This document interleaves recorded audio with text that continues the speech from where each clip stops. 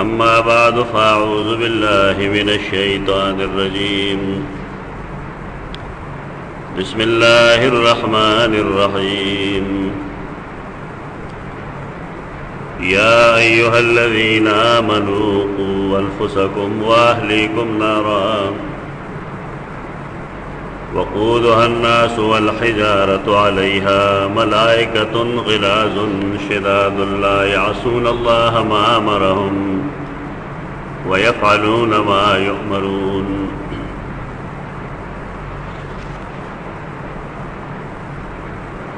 सूरत तहरीम आयत शपगम पदे मकसद वाने लुस्तल शेर है मुसलमानान लगी खपल जिम्मेदारे वो पीजनी आगा जिम्मेदारी दारा चद आयत करीम के अल्लाह रब्बुल इज़्ज़त मुसलमाना तो आवाज़ करी अदाग आवाज़ तागे जिम्मेदारों दो पहलुगान दी यो क़ू अन्फुसकुम और द्वैम वाहलीकुम। क़ू मने जान बच गए, क़ू अन्फुसकुम। इस्लाम ने इंसान नदावाड़ी चदे अवल फ़र्द समशी माशरा वाला तश्कील अगेला वर्कोलिशी और माशरे के बाद नेकी अलग आम की चे अफराद टिकशी तर्क में चे अफराद नहीं टिकशे हुए तो तरगे पूरे माशरे न टिकी तदे दादवा पहलुगान दी योदा चे हर सड़े दे खपल जान पखपला दवोरना दबच कवलो कोशिश की इंसान दवोर न पसबच की कुरान और हदीस चे सड़े हुई दागे दो बुनियाद नहीं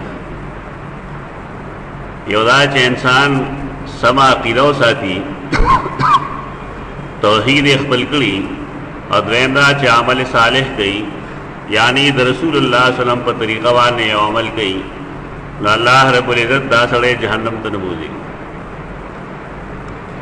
और कबिल फ़र्ज सबाज़ अमली को ताहिराशी दा हमेशा द पार जहन्नमी नहीं नावल द फ़र्द इस्लाह दा ख़पल ज़ाती तरकमे च द फ़र्द ज़ाती इस्लाह नहीं शवे तो तरगे पूरे द माशरे द इस्लाह खूब खूब नमाज हर फ़र्द दे पाबंद है चाग ख़पल इस्लाह की इस्लाह दा पारा तरीक़ा बसई कागज़ाई च इंसान कुरान सुन्नत ज़िंदगी ज़कात ज़कले न बग़ैर द इल्म और ताल्लुम तफ़हुम न बग़ैर इंसान ख़पल इस्लाह नहीं गोरे द इस्लाह पारा दस जुनदी तरक्तु फ़ीकुम अमरैन लन तदिल्लु मा तमस्सक्तुम बिहिमा किताबुल्लाह व सुन्नती। रसूलुल्लाह सल्लल्लाहु अलैहि वसल्लम फरमायल मा पता सुके दस जुना पर खुद ली तासु बच्चे गुमराह नशे कदा द्वाड़ा बांधे मंगोले मजबूत लगाए योदा अल्लाह किताब और बल जमा सुन्नत सुन्नत के सहाबे किराम सुन्नत हम दाखिल ली बाद अहादीस हो गई व सुन्नतिल खुलफाए राशिदीन अल महदीन ज़िक्र तरे तरे मकसद दारे चदा अहले सुन्नत वल जमात द दीन या अक़ीदा मसलक बरे बुनियाद है यो बुनियाद कुरान दे द्वेम बुनियाद सुन्नत दे और द्रेम बुनियाद सहाबे किराम अगी इजमारा पदे बाने पहचान की अहले सुन्नत वल जमात इंसान डेर खलक दा नमूना जान तो वही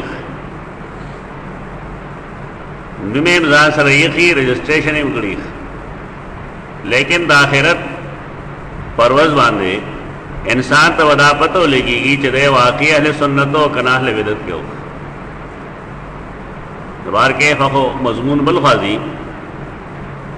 आयत करीमा के जो सवई नमुंगा खपल नज़र अगेबान फोकस को अवल में इंसान दखपल जान इस्लाह गई तो इस्लाह पारे उस आदत तरीक़ा लाना इंसान द कुरान सुन्नत इल्म हासिल की कम अज़ कम तुमरा पोए हासिल की چې پای باندې د خپل جن هغه د سنت مطابق تیرول شي. پدې کې هغه باریکۍ نه دي مراد، کوم چې علما ته معلومي، بس غټه غټه ډېر خبرې مضبوطه چې کوم معاملہ به سود وي، کوم معاملہ به سود نه وي، کوم معاملہ به جائز وي، کوم به جائز نه وي، کوم عقیده توحید دا، کوم د شرک دا، کوم عمل سنت دی، کوم عمل بدعت دی، کوم عمل دین دی او کوم عمل رواج دی. دا یو څو غټ غټ معلومات چې انسان ته وي، نو بیا دا سړی خپل اصلاح کولی شي. او چې کله دا معلومات دي نو بیا اصلاح نشي کولی. خو دې ټولو څیزونو بنیاد به په دې باندې چې انسان دین رواجی طور نه مني. زمونږ خلک دین رواجی طور مني، یعنی د خپل طبیعت مطابق چې کوم خوښي ناغه واخلي او چې کومه خوښ نه ناپریږي. نو غلطی دارا په دې وجه باندې دین هغه نوې نسل تم نه منتقل کیږي او نه انسان کې افرادو کې د دین د پاره سره همدردی موجود دی. د فرد اصلاح څنګه کیږي، دا صحابه کرام څنګه کړو، هغه ته وکتل غواړي چې سړی د خپل باطن د اصلاح لپاره د الله او د رسول نه علاوه بل خوا نظر نه ساتي. الله او رسول چې سویل دی پاغه پسې روان شي. یا انسان یوازې په دې نه خلاصيږي چې زه په خپل سمم. قرآن مجید مونږ ته आवाज کړی چې ولتکم منکم امه يدعون الى الخير ويامرون بالمعروف وينهون عن المنکر. یو ډله داسې پکار ده چې هغه خیر ته بلل کوي، نیکه ته را بلل کوي.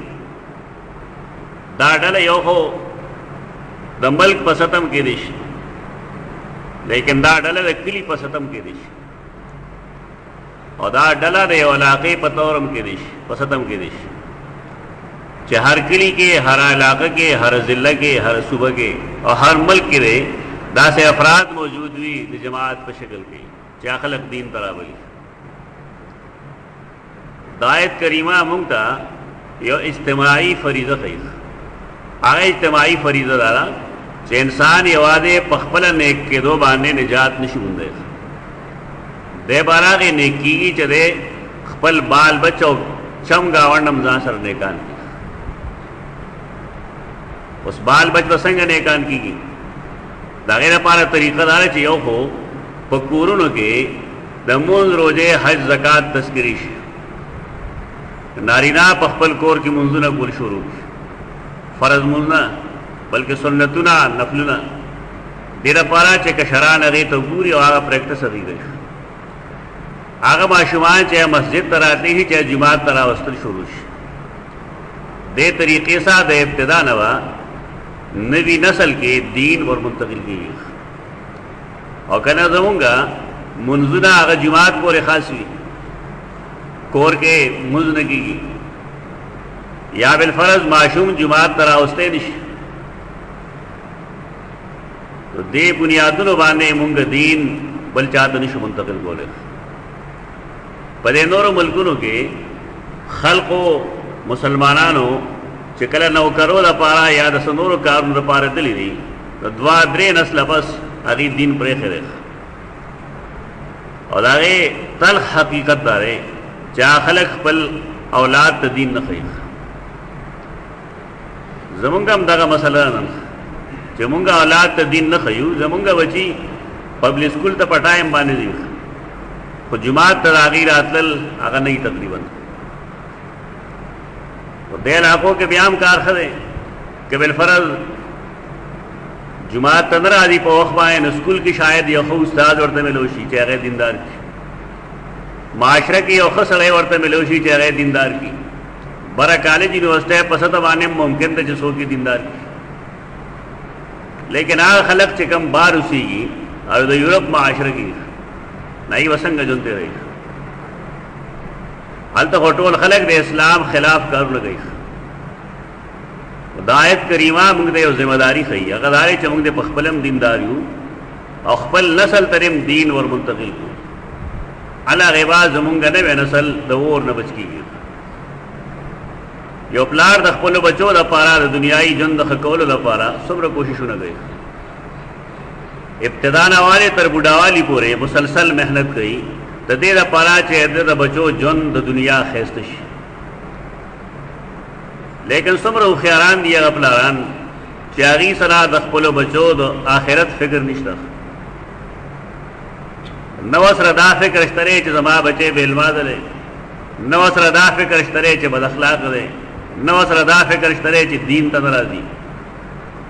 دا ټول څیزونه دا موږ دپاره یو لمحه فکریه ده، دا د یو سوچ مقام دی. قرآن اواز چې کوم کوي هغه د تشکیل د معاشرې کوي. معاشره د مسلمانانو هغې سمیږي چې افراد سمیږي. زمونږ یو خیال دا دی چې یاره زه به سم نه یم، دا فلانکې دې سم شي فلانکې دې سم شي نو کار به سمیږي. نو داسې نه ده خبره د ځانه شروع کول پکار دي. حدیث کې راځي رسول الله صلی الله علیه وسلم فرمایي ابدا بمن تعول، سړی چې ابتدا کوي نو د هغه چا نه دې وکړي کوم چې د اهل عیال وي. خپل ځان نه شروع کړي بیا خپل نسل نه شروع کړي. دې طریقې سره دا خیر دا چې هر کور کې کله غالب شي دا به تدریجاً بهر روزي معاشره نو معاشره کې هر فرد او بیا موږ ته ښه سړی ښکاري، نیک براته ښکاري، بې دینه ونه ښکاري. قرآن آواز دارے اے ایمان والو قو انفسکم و اہلیکم نارا، ځان بچ گئے او خپل اهل عیال بچ گئے د اور نه. دا یو لویه تنبیه ده چې د یو سړي بال بچ اور طرف ته رواني د آخر د پلار څه ذمہ داري شته او که نشته، یا د مور څه ذمہ داري شته او که نشته. قرآن مجید آواز مومنانو ته کړی دی. په مؤمن کې سړی او ښځه دواړه داخل دي. دا نه چې دا یوازې د سړي ذمہ داري ده، دا د ښځې هم ذمہ داري ده چې هغه وګوري چې زما بال بچ کم طرف ته روان دی. یو سړی چې هغه د خپلو بچو د دیني رزق څه خیال نه ساتي، د هغې د دیني تربیت څه خیال نه ساتي، نو قرآن یې یره ډېره سخته ورکړې ده. هغه دا دی چې وقودها الناس والحجاره، جهنم دا غي خشاک خلق دی، هغه خلق چې هغې ځان د اور نه بچ گئی او خپل اهل عیال نه بچ گئی. یعنی یو سړي د خپلو بچو د دینی تربیت سے انتظام نه کړی نو دی د الله مخکې جوابدeh دی. هر انسان د خپل ګریوان کې وګوري چې ما د خپلو بچو د دینی تربیت دپاره څه انتظام کړی. د ډوډۍ خو موږ سره فکر شته دی، د څښاک شته دی، د اختر وي، د شو قدر وي، لیکن آیا د آخرت فکر پلارانو کړی چېرته؟ یا مشران دا سوچ کوي چې زما دا بچي کم طرف ته روان دي او دوی به آخرت کې څه کوي؟ یو پلار که دغه سوچ کوي نو غالبا دا معاشره به هغه ته د قیانوسي خیالاتو والو ووایي چې دا زاړه خیالات، دا زاړه خیالات نه دي، دا د قرآن مجید تعلیم او تربیت دی. وقودها الناس والحجاره، کم خلق چې هغې ځان د اور نه بچ گئی او خپل اهل عیال نه بچ گئی، نو دغه قسمه خلق د جهنم خشاک دی. والحجاره، حجاره نه مراد ښه دا ده چې مونږ ووایو چې دا هغه کاڼي دي چې دا د اور په بلولو کې امداد دی. حجارت الکبریت وایي دی ته، ګوګل کاڼي دي هغه د اور په بلولو کې ډېر معاون ثابتېږي. دا ډېر یو بده نقشه او بدترین نقشه قرآن موږ ته راښکله چې کله یو سړی خپل ځان د اور نه بچ گئی، خپل اهل و عیال د اور نه بچ گئی، نو قیامت کې دې سړي حشر دغه دی. دا چا عالم فتوا نه ده او نه ده چا خلکو هسې څه کیسه ده. قرآن مجید واضح حکم دی چې قوا انفسکم و اهلیکم نارا وقودها الناس والحجاره وعليها ملائكة غلاظ شداد لا يعصون الله ما امرهم ويفعلون ما يؤمرون. دا آیت دې ټوکړه کې دا ټولو نه سوا تهدید د ډېره یره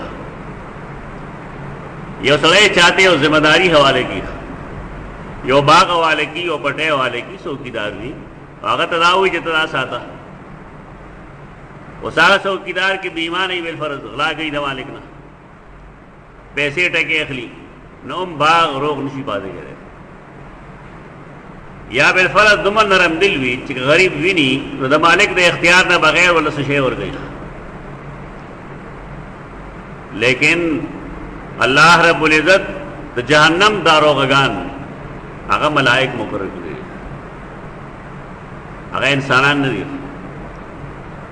بیا ملائکم داسې دي چې غلاظ شداد، د دواړو لفظي مفهوم خو سختواله، خو د غین لام زوی تعلق زړه سره. ولیجدوا فیکم غلظا، قرآن فرمائی مشرکین نے پتا سو کہ سخت والے عمومی دا غلظہ مقابلے کے رحمی. مسلمانان کو رنے کے رحما بینہم بھی، لیکن دا غیر مسلموں پر مقابلے کے غلاظ بھی سنگ دل بھی. نیو خدا دے چاہا ملائک غلاظن اگا رشوت میں شوت اغسطن کی نہیں، دا غیز لکن نرمیم نرازی. غلاظن کم سزا چې هغې ته ویلې شوې ده چې دا به ورکوې نو هغه هغې نافظ کوي، رحم مهم نه راځي. دا ډېر سخت تهدید دی، ډېره سخت دی. دویم لس د هغې لپاره شداد دی، د شداد تعلق شدید شدت دا باړی سره دی، نو د هغې وجودونه هم سخت دي او دارنګې د هغې خویونه هم سخت دي. یعنې ملائک دوه قسمه، یو خو هغه ملائکي چې هغه انسان سره د رحم سلوک کوي، دا هغه ملائک نه دي بلکې دا د قیامت ملائک دي. او الله رب العزت جهنم باندې د دې ذمہ داری لګول ده. نو دې ملائکو کار دا دی چې غلاظ شداد، دا ډېر سخت دل دي، نرمي مرمي وګې نه راځي. لکه انسان چې انسان وحي هم بالفرض نو دې کې څه نرمي راشي، یا د جړا نه متاثر شي، یا د دردونو نه متاثر شي، یا سے دبو کے راشي.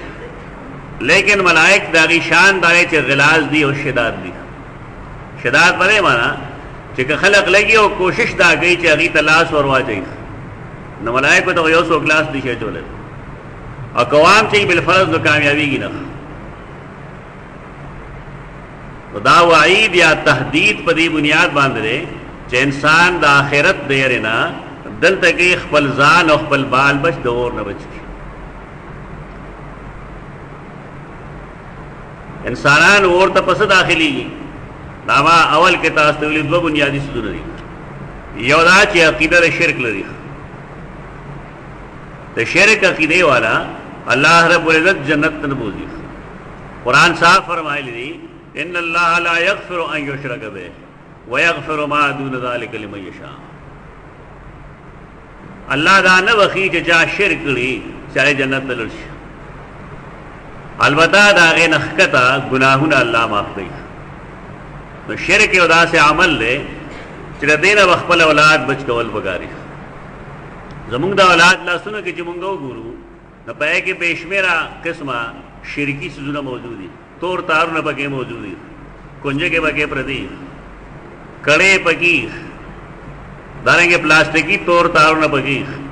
رسول الله صلی الله علیه وسلم دې څیزونه منع کړی، دا شرک دی.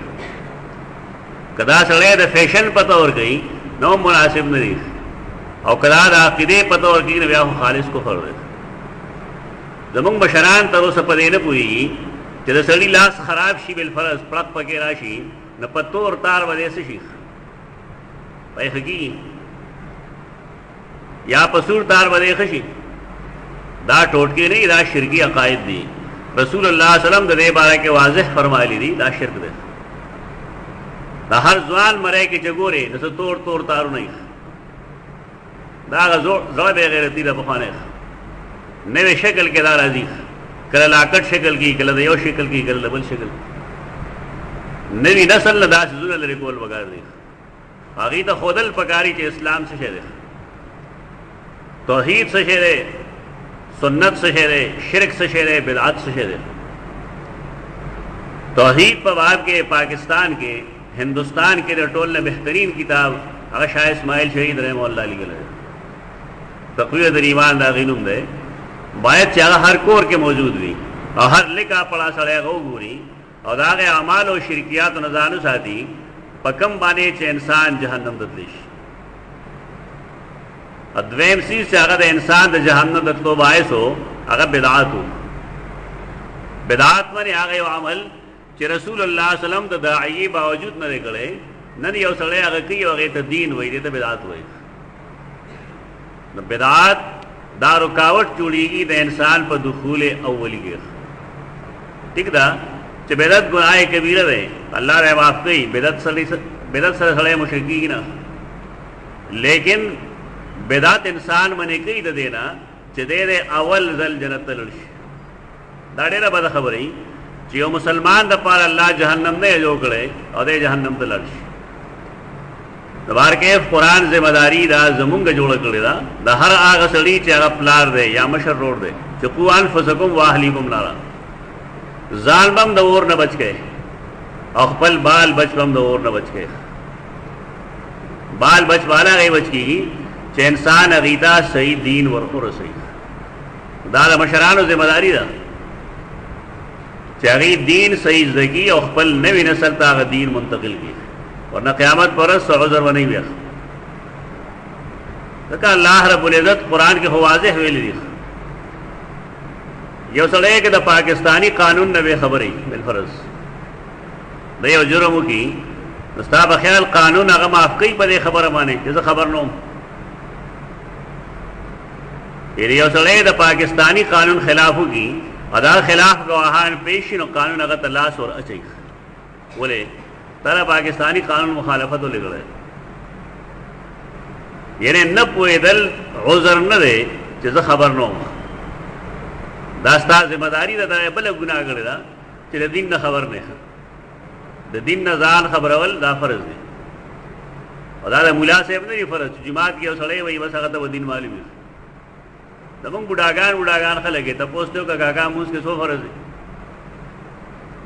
نہ وہ کنزے گئی الٹا تا پورے خبر ہے کہ پچمو دے وکی اور 10 کے 100 فرض دی یو علم نور انور سونه خبره ده چیرې مسنون ذکر سره سړی جماعت ته ځینو سبو وي 12 ځینو سبو وي پرنجیو کې نو سبو وي. دا زمونږ اسلام هسه سره ډی میړ غونډه اسلام نه خپل طبیعت اسلام نه هغه اسلام کوم چې رسول الله صلی الله علیه وسلم باندې نازل کړی شو الله را لګلو هغه اسلام نن ډیرو کم خلکو ته معلوم دی. دا ذمہ داری خپل کې داو پیژنې چې الله رب العزت بعد قیامت پر ورځ یو دا تپوس کوي چې تا خپل اهل او عیال د اور نه بچ کړو کنه اور کړي ورټومبلو کما فعال لاسری کما قائد داسری کما اعمال لاسری چې دا غي په وجه باندې زمونږ نوې نسل جهنم ته روان دي بلکې आवाज هغه نه مونږ په خپل روان یو.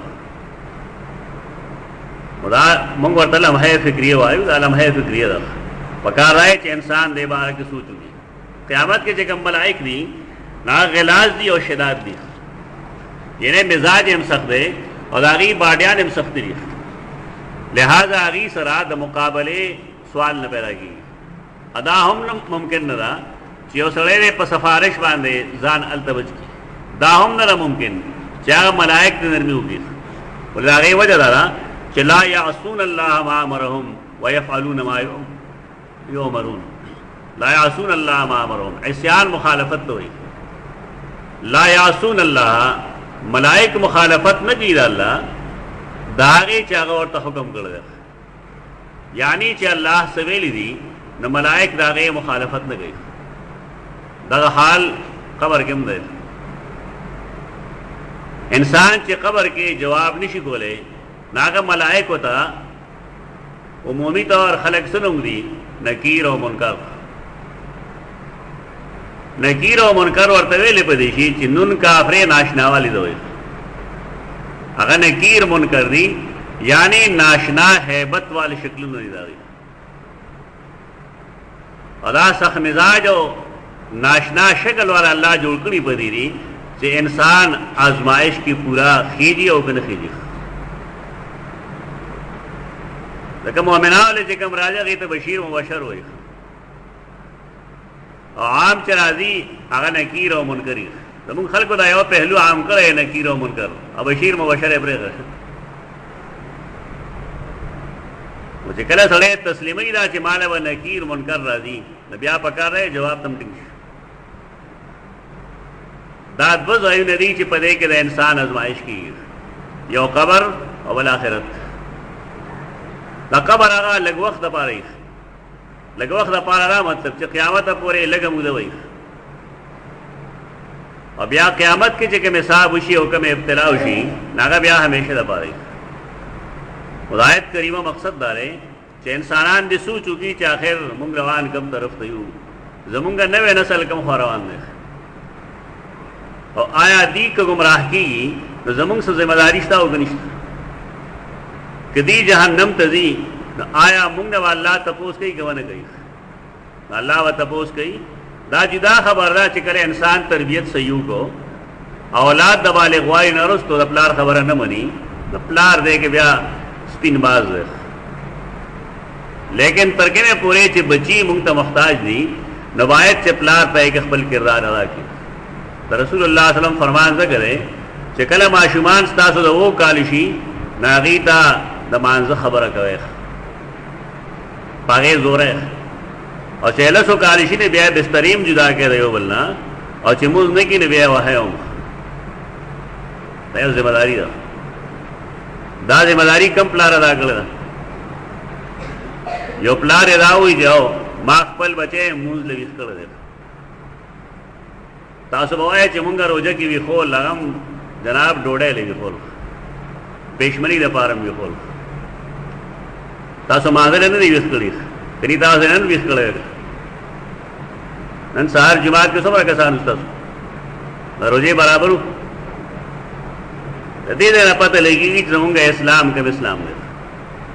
دا رسمي اسلام دی. ماز ارے زمونږ چې په ذمه باندې کومه ذمہ داري راځي دا موږ نه پوره کوو. البته دا الله توقع دا کوو چې مال دې وحی را نازلېږي، یا زما د خولې نه که دوه الفاظ دي نو الله یې زما خبره پوره کړي. باید چې موږ خپلې ذمہ دارۍ وپېژنو، خپل مسلمانان وروڼه، خپل کشران، د چم ګاونډ کشران دا دین طرف سره روان کړو. نو دغه شانتې یو صالحه معاشره جوړه شي، او دا معاشره چې هر کلی کې جوړیږي ملکی حالت په دې باندې سمېږي. او د الله د ذات نه قوي امید دی چې که زمونږ انفرادي ژوند سم شي او د معاشرې ژوند سم شي نو دا کم تکالیف چې زمونږ آفاقو باندې ښکاري الله رب العزت به دا تکالیف از خود ختم کړي. دې کې بنیادي کردار زمونږ د خپلې بد عملی دی. الله دعا غواړو چې الله مونږ ته مشکل آسان کړي، زمونږ معاشره کې او زمونږ افرادو کې دین راولي.